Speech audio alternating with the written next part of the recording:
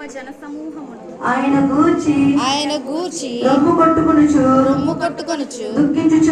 దుఃఖించుచున్న చాలా మంది స్త్రీలు ఆయనను వెంబడించిరి. యేసు వారి వైపు తిరిగి యెరూషలేము కుమార్తెలారా నా నిమిత్తము ఏడవకుడి మీ నిమిత్తమును మీ పిల్లల నిమిత్తమును ఏడుడి.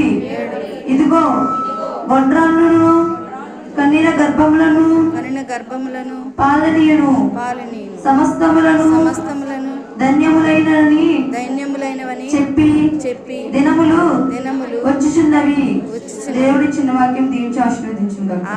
కపాలం అనబడిన స్థలమునకు వచ్చినప్పుడు అక్కడ కుడివైపున ఒకనిని ఎడమ వైపున ఒకనిని ఆ నేరస్తులను ఆయనతో కూడా సిలువ వేసిరి.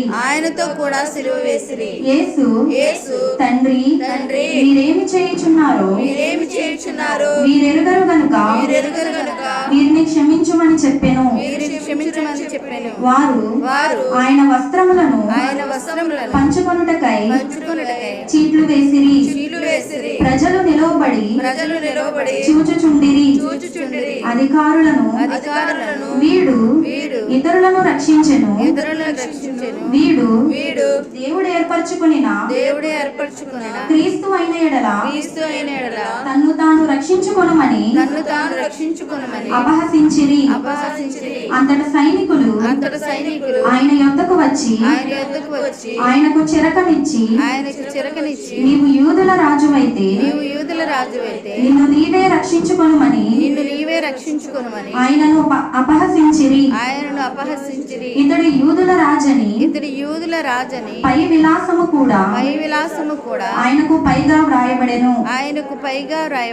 వేలాడదీయబడిన ఆ నేరస్తులలో ఒకడు ఆయనను దూషించుచు నీవు క్రీస్తువు కదా నీవు రక్షించుకొనుము మమ్మును కూడా రక్షించుమని చెప్పెను. అయితే రెండవ వాడు వానిని గద్దించి నీవు అదే శిక్షా విధిలో ఉన్నావు గనుక దేవునికి భయపడవా. ఈ వాక్యం దేవుడు